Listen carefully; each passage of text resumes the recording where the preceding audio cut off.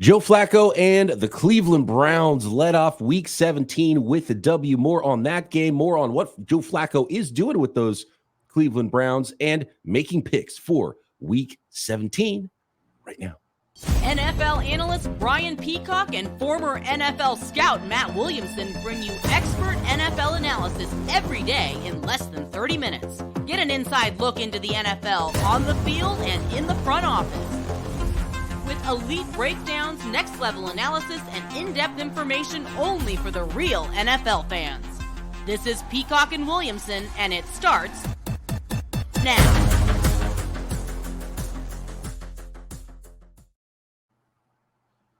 Welcome to the Peacock and Williamson NFL Show. Brian Peacock alongside Matt Williamson at BD Peacock at Williamson NFL. Thanks, everybody, for making us your first listen on the Locked On Podcast Network, your team every day. Appreciate all the everydayers subscribed up on YouTube and everywhere you get your podcast. Today's episode of Peacock and Williamson is brought to you by LinkedIn Jobs.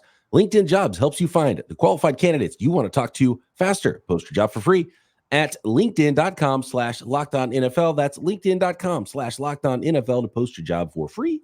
Terms and conditions apply. Joe Flacco, comeback player of the year, Matt. MVP conversation, Joe Flacco, putting up, nearly 300 yards in the first half and didn't need to do anything really in the second half. 3 more touchdown passes, 309 passing yards for Joe Flacco and the Cleveland Browns, who roll to a 37-20 victory over the New York Jets. And congratulations to those Cleveland Browns locking in a playoff spot in 2023 and January of 2024. Yeah, and congrats to that fan base. I mean, I was part of it for a year. They are loyal fans that have had it really rough, and they should be super excited about a former division rival, Joe Flacco, and place was going crazy on prime time. Pretty cool stuff. But 5 turnovers in this game, 3 by the Browns. I mean, the Jets had about 4 minutes more time of possession. Breeland Hall might have been the best player on the field and was super impressive. You know, both defenses score in this game. They didn't have Amari Cooper. They lost Elijah Moore. They were basically out of receivers in the second half. Njoku goes crazy in the first half, and then they basically take him away because there's nothing else. And all that being said, I never thought this game was close. I mean, the Jets would once in a while threaten and almost make it, somewhat of a game, or, maybe they can get back in it. And then they'd screw it up, to be honest with you. Like, 12 penalties in this game. This is a sloppy team, and I question how well they're coached, to be honest with you, because everyone's kind of just taken the excuse since the 4th play of week 1 that Aaron Rodgers is out. This is a lost year. Oh, dear. Oh, well. But they just find ways to screw things up, 4th and 1s, or diving for the sticks and they're a little short, or a penalty here or there. I mean, just all the little details all year. This team, especially on offense, has screwed up. Joe Flacco did have the 1 pick six, but we don't want to look at that. We're talking about positive Joe Flacco things today. He has thrown too many. He's been unbelievable. And he should be comeback player of the year. With all respect to Hamlin, Flacco's a good player.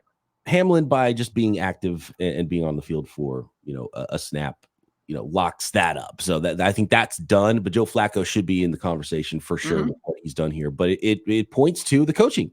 Joe Flacco didn't do this with the New York Jets when he was just there. That's all they needed, was exactly what Joe Flacco's doing right now for the Cleveland Browns. So you got to point to the not only how much better a job the Browns are doing coaching their team than the New York Jets are, but I think we got to talk about another Stefanski Coach of the Year award. I think he's right in it. I mean, McVay would be my vote, but I think Stefanski's definitely in the top 2 or 3. He's done a tremendous job. So what? They've played 4 different quarterbacks this year. I mean, that's pretty insane. They've had their share of injuries, especially on the O-line and as well as a quarterback. And they're going to the playoffs, and they're pretty clearly, I think, going to be the 5th seed. That's because, Baltimore's in their division. And I know ownership said that the Jets are safe. They're going to run it back again with whatever their 2023 plan was in 2024. No GM change, no head coach change. And it's more offensive coaching, I think, than anything for the New York Jets, although they did give up 37 points and 300 passing yards in the first half to the Browns here. But it's a stark difference. When you see literally the guy who was on your team, and he's doing exactly what you need. And you've run through 4 different quarterbacks this year and can't get anything close to the production that quarterback is giving the Browns, who are without Amari Cooper, by the way, their number 1 wide receiver, and still doing it. Like the Browns' weapons on offense aren't close to what the Jets have. You talked about Breeland Hall. That guy is so smooth catching the ball out of the backfield. Yeah. He's got this effortless acceleration when you think, oh man, they might get him in the backfield. And he's like, nope, I'm going to hit this hole and take it for, 25 yards.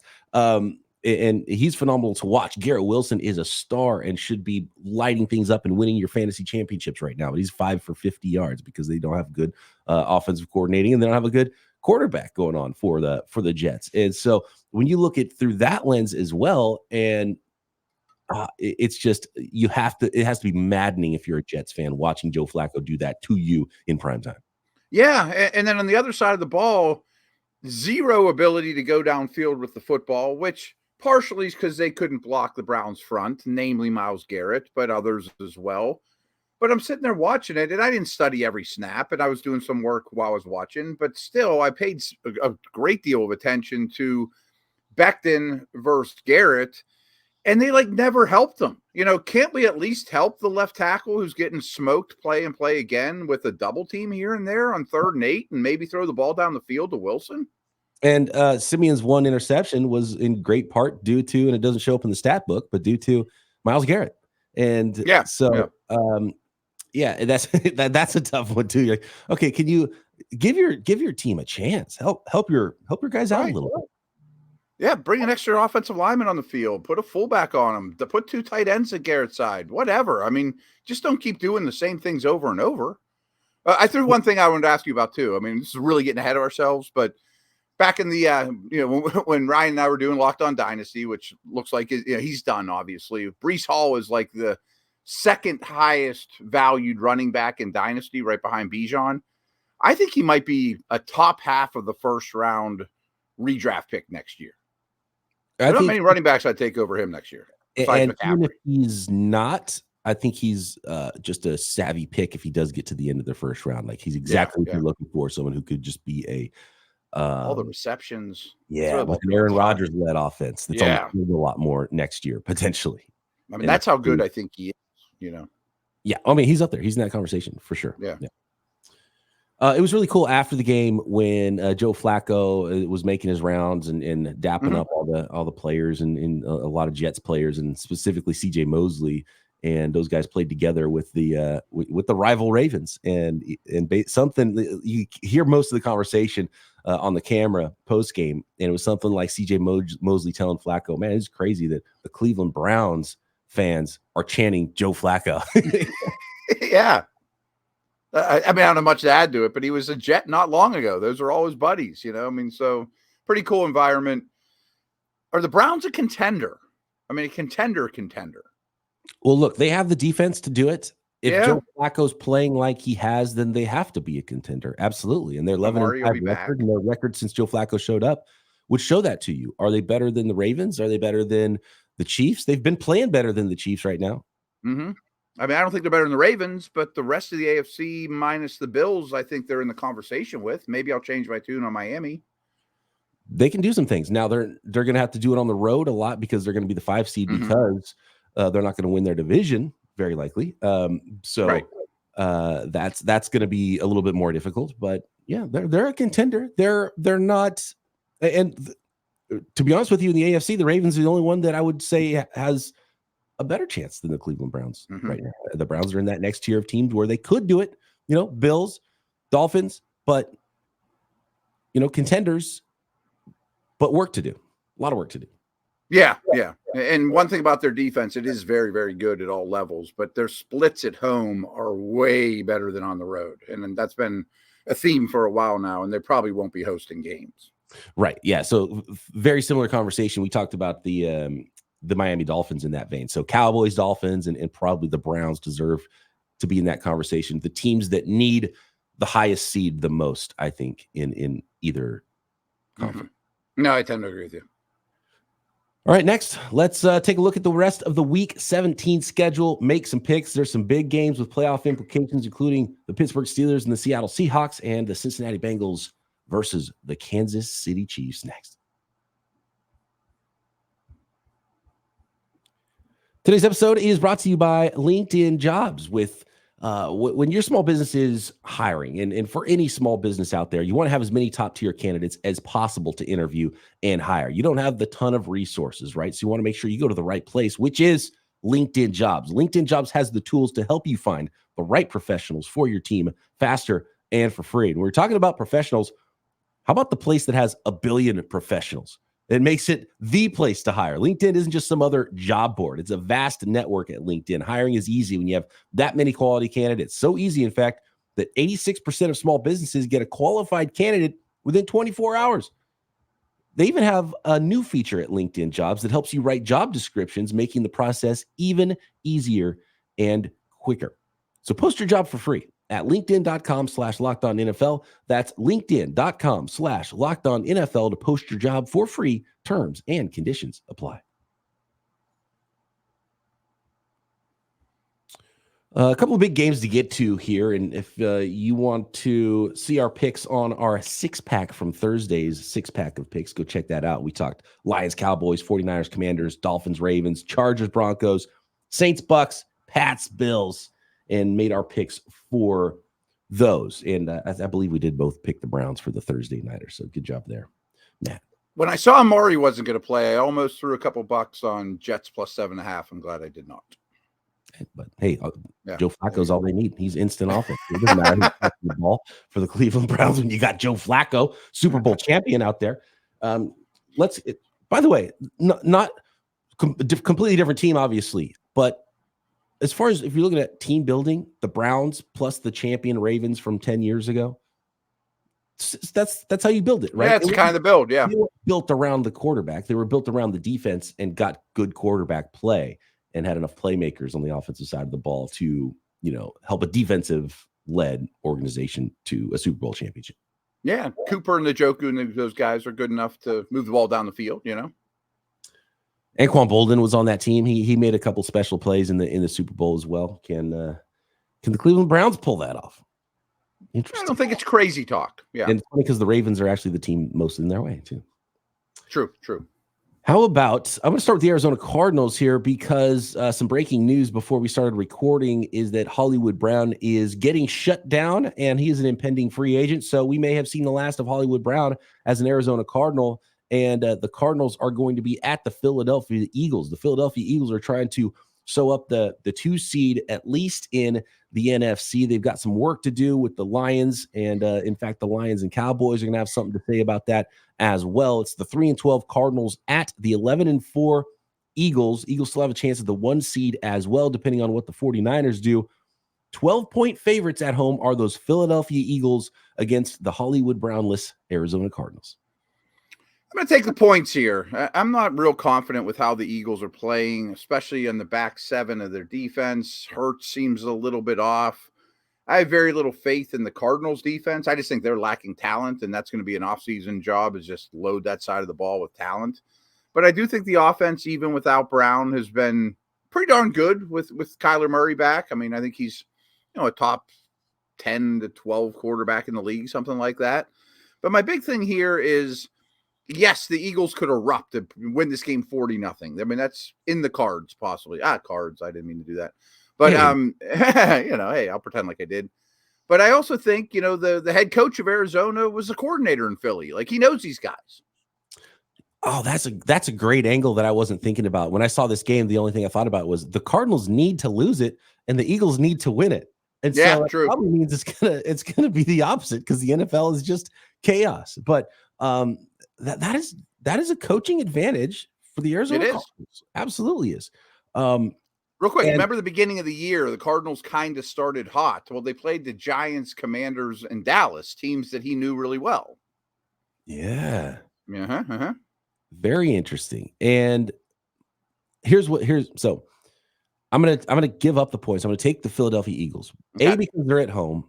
B, because this just seems like the get right game for the Philadelphia Eagles, and they've stumbled a little bit. And I think maybe they're not quite as good as they looked to start the year, and probably a little bit better than they've looked the last few weeks, where they have shown some warts. Arizona Cardinals are only 1-7 on the road. The Eagles are 6-1 at home. So I think this is just a perfect opportunity against a team that is not as talented as you to go out and win this one and potentially win this one big. But I didn't think about the coaching advantage of Gannon being in Arizona and potentially having that on the Philadelphia Eagles. But I'm still going to give up the points, the 12 points. I think it's a big win for the Eagles, and the Eagles will feel a lot better going into the final week of the season and potentially, playing still for seeding in week 18. I did take the Cardinals, but I don't love that it's a 1:00 game. And if this thing gets out of hand, could the Cardinals just be thinking about their tee times and things? I mean, the second half could get ugly. The Cardinals need a top 2 pick in this draft, whether or not they draft a quarterback or not. It's just so much more valuable to the organization in trading back or, getting their choice of non-quarterbacks potentially at the top of the draft. So at 3-12 right now, the Cardinals need to sew that one up. And to be honest with you, I'm a 49ers guy. I'd rather see the Cardinals win this football game and, get them out of the sweepstakes for potentially a top quarterback. Yeah, I see what you're saying. Yeah, don't blame me. How about the Steelers, Matt? Your Steelers are on the road at the Seattle Seahawks. The 8-7 Steelers need some help. The Seattle Seahawks can control their own seeding destiny and get themselves into the wild card playoffs if they win out. Seattle favored by 3.5 points at home facing the Steelers. Who's playing quarterback for the Steelers, by the way? It's going to be Rudolph, and he played quite well last week, and he's better than people think. So couple things. The avenue for the Steelers to win this game, and it's always the same with them. If they run the ball well, and when they play bad run defense, like all their wins have come against bad run defenses, basically. If they run the ball well, they usually are in it or win it. And Seattle's run defense is horrible. I also think the Steelers' defensive line is much better than a very reshuffled Seahawks O-line. And Seattle, has the most penalty yards in the league. But Steelers haven't won in Seattle since 1983. I was 10. They are awful on the West Coast, but especially Seattle. They've only won there once in their history. Bonkers. Did you say 93 or 83? 83. Oh, wow. Yeah. So everyone dreads that road trip. Like when the schedule came out, the whole organization went, they was hoping that would be here, whatever. And I also think watching Steelers Bengals several times, as injured as the Steelers safeties and corners not named Porter, who will lock up on DK Metcalf, and safeties and linebackers are, if Burrow and Chase played last week, that's a much different game. And I just think Geno and Smith-Njigba, Lockett, their tight ends will light this back seven on fire. So I'm actually expecting some points. I have the Steelers losing 27-23. I'm looking at 3.5 here, so I will take Seattle. But if it were 4, I'd say it's a push. Interesting. I am going to take the Seattle Seahawks. Yeah, I like the Seahawks. I think they're a better football team. I think at home helps them a lot here. It's a tough place to play in Seattle, and I just trust what they have on both sides of the ball right now, although their defense is not playing at a level that they should be playing at. Tariq Woolen was like he was a benched here. He's getting benched. They don't like how he's playing. So pretty unbelievable what's happening there. So they do have to figure some things out on that side of the ball. And I don't know how you feel about Mason Rudolph, but do we expect him to play like he played last week, or was that sort of a blip on the radar? He was really good last week in all facets, but do I expect that to be the norm with him? No. I don't. I think the Bengals D is really bad, to be honest with you. But I'm open to the idea that he's the most professional and gives the Steelers the best chance to win of any of the 3 on the roster right now. So one of the things that the Atlanta Falcons need, Matt, is for those Seattle Seahawks to lose, to try to sneak in and get one of those wild card spots. They're not going to go win the South, it looks like. We'll see what happens with the Buccaneers and the Saints, but that is still possible. Only a game back of where the Buccaneers are right now. The Falcons are on the road at the Chicago Bears. The 7-8 Falcons at the 6-9 Bears. Chicago favored by 3 points. The Bears not favored all that often, and they're favored against a team that has a better record coming into Chicago. 2 defenses that are playing way better than anyone I think would expect. So I expect a real grinded out type of game, a lot of running. Game might only take like 2.5 hours, a lot of Fields, a lot of Bijan, a lot of stuff on the ground. So I want points here. 37.5 is the over-under. It's the second lowest of the week. That makes sense. So the other lowest is the one where it's Easton Stick versus Jarrett Stidham. That's 36.5. So the makes over sense. under is one more point. So yeah, it speaks to what you're talking about there with the Bears and the Falcons. I think these teams are too closely matched. I do think that I will take the points in that case. Yeah, me too. All right, next we got a few more games, especially one in particular that I want to get into that is a fun one, and that is the Bengals and the Chiefs. That does have some pretty major playoff implications in the AFC. Next.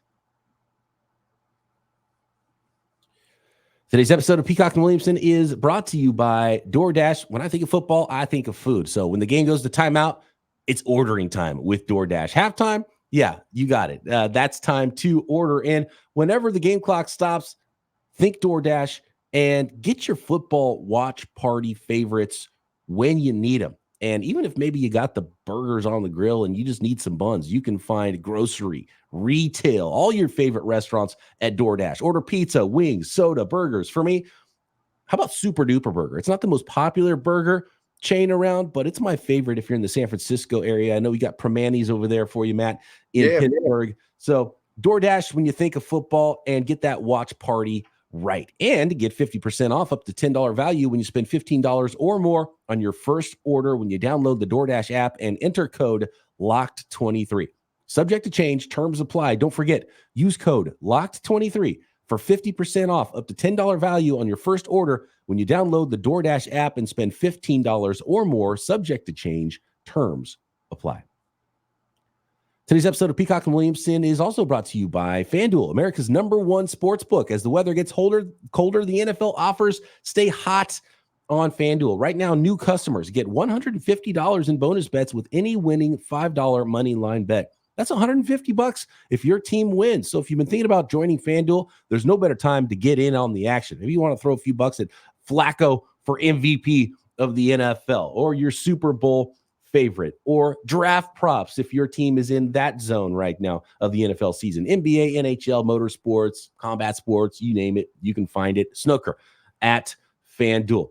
So visit FanDuel.com/lockedon. Again, that is FanDuel.com/lockedon. $150 in bonus bets. FanDuel, official partner of the NFL. All right, Cincinnati Bengals at the Kansas City Chiefs. The Kansas City Chiefs are kind of stumbling into the playoffs, but there was nobody ripe to take them over in the AFC West. But they're getting close to stumbling into a really bad seed here, at least into the playoffs. 9-6 now, the Kansas City Chiefs, and they're still favored though by a touchdown. 7 points over the visiting 8-7 Cincinnati Bengals. Yeah, I don't have a lot of faith in Kansas City right now, but it is in their building. Even their defense has kind of just been average. I mean, it hasn't been great. Browning's playing reasonably well, but I do think the league is starting to get a book on him, and it looks like Jamar Chase is going to be back. That's gigantic. I'm still taking Kansas City, but reluctantly. I do think, Spags will throw a lot at the young quarterback and maybe get a pick or two or some hits on them, things like that. I just keep coming back to the Bengals defense, and I'm shocked how bad it is this year. Yeah, the defense, and it kind of turned into a pumpkin with a really good story and some injuries on offense, and just not enough firepower really team-wide for the Cincinnati Bengals as we get down to it here at the end of the regular season. 8-7 record now for the Cincinnati Bengals. Could this be a similar one to what we talked about with the Cardinals and the Philadelphia Eagles, where, home game late in the season, this is a get-right game for the Cincinnati Chiefs, and they go beat an AFC team by a lot and then start feeling good going into Week 18 and probably just rest guys because they're either going to be the 3 or the 4 seed most likely in the AFC. Nobody's going to catch the Chiefs if they win this game, and they'll win the West. And really, it's the Jacksonville Jaguars, the team they have to look out for. And they've got a 1-game lead on them, and they've got the conference tiebreaker on the Jaguars for that 3 versus 4 seed. So get right game for the Chiefs here is my prediction. They rest people in Week 18 and get ready to go play some playoff football. So give me the Chiefs. 7 is a little bit more than I expected, but the more I think about this game, the more I like it for the Kansas City Chiefs. And so I'm gonna give up those home points of a touchdown. Chiefs by a touchdown. I like what you said there. Maybe on Monday we're like, oh, I remember the Eagles and Chiefs. We're like, yeah, exactly. Do Is what we've seen recently really what they are right now, or are they something in between, a Super Bowl team from last year and what they've shown the last few weeks? Get hot right before the playoffs and, make a run. And come on, Rashee Rice, help me out. I'm in the consolation bracket, but I could still use another consolation trophy in my case. So he should get plenty of targets. He should. Next, we've got. I lost my list of games here. I got too far down that rabbit hole. Raiders and Colts. 7-8 Raiders at the 8-7 Colts. Speaking of playoff implications here, Colts at home favored by 3.5. The Raiders, I've been waiting for them to kind of go the other direction and fade out, and I thought they were. And then they go knock off the Kansas City Chiefs last week. Just a phenomenal story how Antonio Pierce's Raiders are finishing the season this year. Do they have one more in them here against the Colts and play spoiler to knock the Colts out of the playoffs? And mathematically, the Raiders, I guess, are still in this thing. But it would take heaven and earth moving for them probably to get in the playoffs right now as they sit 7-8. But one of the things that could help them get there is the 7 seed currently, the 8-7 Colts losing. Ooh, I feel like this number's too big, as well as the Raiders defense has played of late and how hard and the spark that the new coach has given the Raiders. But man, I mean, they won that game without Aiden O'Connell, who frankly has turned into a pumpkin, completing passes. I mean, he doesn't complete any passes in the last 3 quarters of the game. Like, that's not going to hold up. Colts at home, can they just give it to Taylor over and over, and Pittman returns, which is absolutely huge for them? I'm going to take the home team here, but I really wouldn't touch it. And for the Colts, they just have to stay tied with everybody, and they can sneak into that 7 seed. We'll go over more seeding and some of this stuff next week after the Week 17 games. But just to go through why the Colts are currently seated ahead of and win the tiebreakers ahead of the Texans, the Steelers, the Bengals, who all have the same record at 8-7 right now going into Week 17. Colts win the tiebreaker over Pittsburgh based on head-to-head. Yeah. Division tiebreak was initially used to eliminate Cincinnati. Pittsburgh wins the tiebreaker over Cincinnati based on head-to-head win percentage. Division tiebreaker was initially used to eliminate Houston. Indianapolis wins the tiebreak over Houston based on head-to-head win percentage there. And the Indianapolis Colts conference tiebreaker, they have a 6-4 record, which is better than everybody with an 8-7 record as well. So that's where the Colts are. That's not confusing at all, but I believe you. I don't even understand it. I just read it, and I'm looking at it right now. So that's fair enough. Okie doke. Here we go. How about the Los Angeles Rams at the New York Giants? The Rams are in a really good spot right now, too. Currently would be the 6th seed in the NFC. And at 8-7, the only team that can really overtake them if they win out, or nobody can overtake them if they win out, but they even have a little bit of wiggle room there because, unless the Vikings, Falcons, or Packers or Saints that are all 7-8, unless they win out and the Rams don't win a game, then that's the only way the Rams aren't going to have the 6 or the 7 seed. And they kind of, just got that head-to-head win percentage over the Seattle Seahawks right now. The Rams do. And that's the difference between those two 8-7 teams at 6 seed and at 7 seed. And the Rams are playing really good ball. The Giants are not as good as the Rams. Their record would show it. Their play on the field would show it.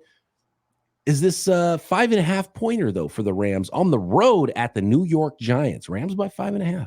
Yeah, 1:00 start on the East Coast.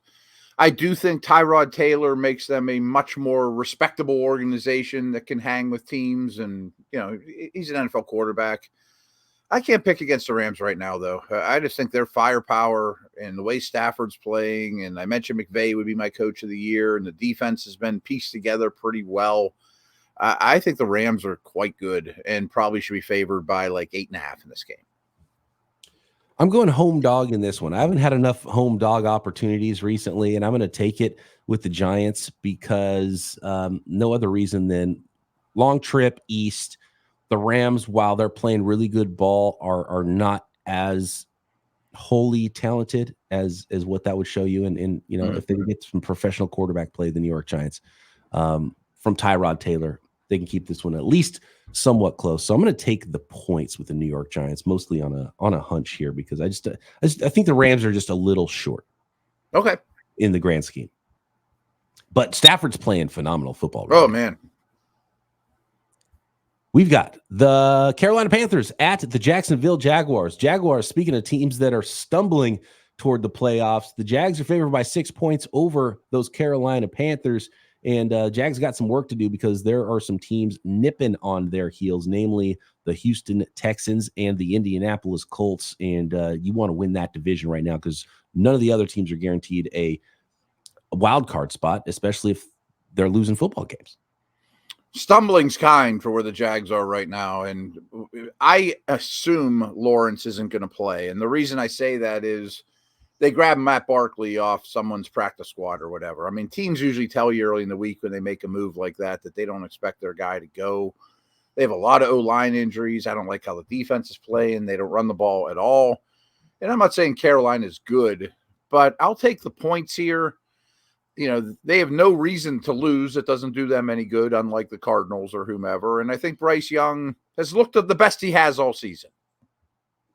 I hate that it's the Panthers, but it still feels like too many points for a CJ Beathard-led team. And I think once Lawrence is officially listed as out, then that line will change a little bit. So for that reason, I'm going to take the points and take the Panthers because the rest of the Jaguars haven't looked great recently either.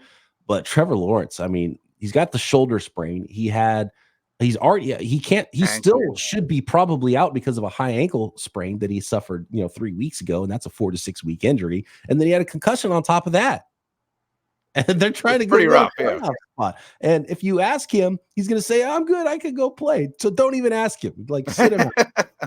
Yeah, I'm not sure having Trevor Lawrence getting the crap beat out of him is the answer to the problem here. Yeah, it might not help them out. So I just don't like it. And so I'm going to take the points. And maybe it's a sucker bet. I don't know. But I'm going to take the points there. I'm the same. The Panthers. We've got the Titans and the Texans. Texans need this one. CJ Stroud looking good to play and be back for the Houston Texans, which is huge for them going down the stretch. They're favored by 4.5 against the division rival 5-10 Tennessee Titans. So I think we'll get Stroud. I'm not sure if it'll be Levis or Tannehill. I'm not sure that changes my pick drastically.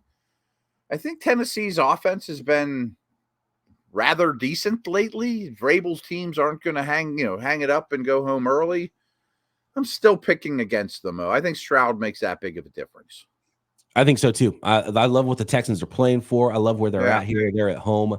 4.5 points is a decent chunk, but I'm going to give up those points and take the Houston Texans here to finish strong and put some pressure on those Jacksonville Jaguars. And if we're going by how we're betting these, I'm picking the Texans to win that division. I was about to say the same thing. Although I think the Colts could win, but I think Houston is my pick in the South. The Jacksonville's just in a bad place right now. That's going to be really fun the last couple of weeks here with those three teams.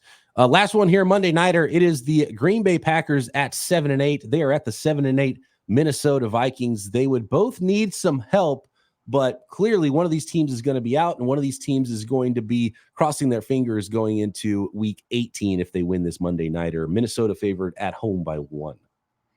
So it just came out that Jaron Hall will start. I mean, they're just another team with 4 quarterbacks this year they're playing, and the most recent 2 just turned the ball over at a remarkable rate. Hawkinson's out. Yeah, I fear Jefferson, and I think the Packers' defense is the most underachieving unit in the entire league. But Green Bay needs this game. I think they're the better team. I definitely trust Love in their offense more, certainly the quarterback. I'm going to take the Packers, but I'm not feeling great about that one either. Yeah, and give Kevin O'Connell the coach of the year if Jaron Hall leads the Vikings into the playoffs here in the last couple of games. Yeah, I gotta go Green Bay Packers. I have no reason to expect any better quarterback play from the rookie, especially since they waited this long. They needed 4 interceptions from Nick Mullins to even go to him. That's not really a ringing endorsement for the rookie and what he might do for the Minnesota Vikings, but they're just hoping, and that's not enough for me. Yeah, give me the Packers and a point. I agree. There we go. That is the Week 17 schedule. Cool. Matt, what's that? Cool. That's all I said. I thought you had one more note there on Packers. The Packers defense, man. Come on. So bad. Put the plays in a fishbowl and pick them out or something. If the defense coordinator's that bad, they're too talented to be that bad on the defensive side of the ball. That is Week 17. Matt and I will be back to break it all down Monday right here. Peacock and Williamson.